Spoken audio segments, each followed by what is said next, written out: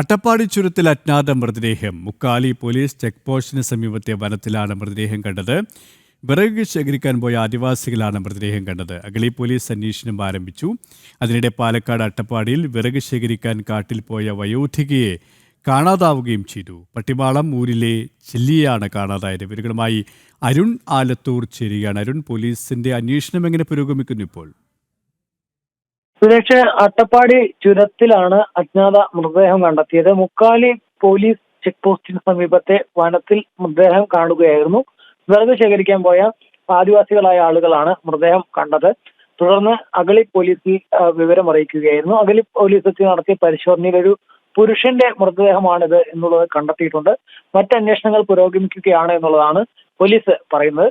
അതേസമയം തന്നെ അട്ടപ്പാടിയിൽ കാട്ടിൽ കാണാതായത് ഒരു സ്ത്രീയെയാണ്. അട്ടപ്പാടിയിലെ വിറക് ശേഖരിക്കാൻ പോയ ഒരു വയോധികയാണ് കാട്ടിൽ പോയിട്ട് പിന്നീട് തിരിച്ചെത്താതായിരിക്കുന്നത്. പട്ടിമാളം ഊരിലെ ചെല്ലിയെയാണ് കാണാതായിരിക്കുന്നത്. വൈകിട്ടാണ് ഊരിനോട് ചേർന്ന കാട്ടിലേക്ക് ഇവർ പോയത്.